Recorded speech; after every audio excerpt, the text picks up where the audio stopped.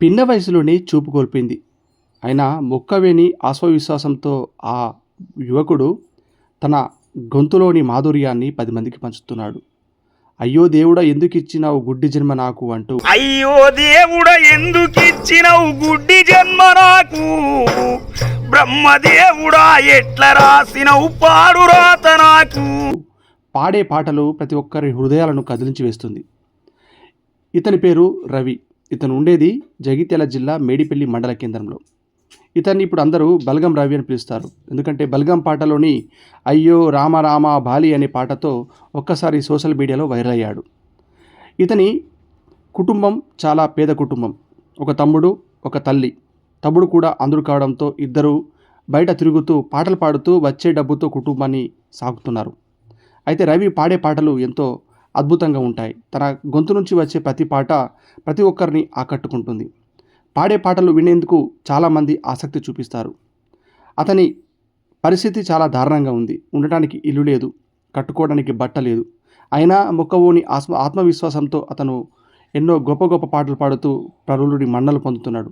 ప్రభుత్వం ఆర్థిక సహాయం అందిస్తే తనలోని ప్రతిభను మరింత మెరుగుపరుచుకుంటానని, అలాగే తన కుటుంబానికి చేదోడు వాదుడుగా ఉంటానని చెప్తున్నాడు రవి. అయ్యో రామ రామ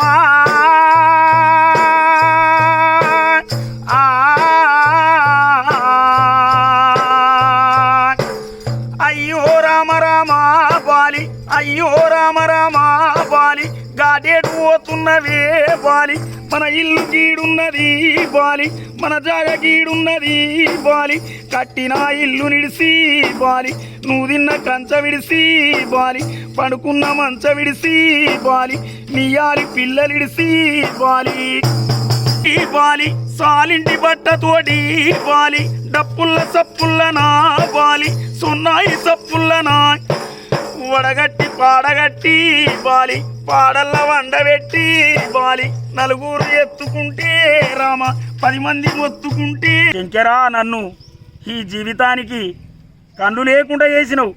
మరి నేను ఎన్ని రోజులు ఇట్లా భిక్షాటం చేసుకొని బతకాలని అప్పుడు ఆలోచన అనిపిస్తా సార్. ఇంత కూడో గుడ్డో ఇంత ఇల్లు ఏదన్నా ఒక్కటి ఉద్దేశాన్ని మాకు అవకాశం ఇప్పిరు సార్. ఇప్పటికైనా మేము కూడా అందరిలాగా మేము పెద్దగా ఎదుగుదాం సార్. మేము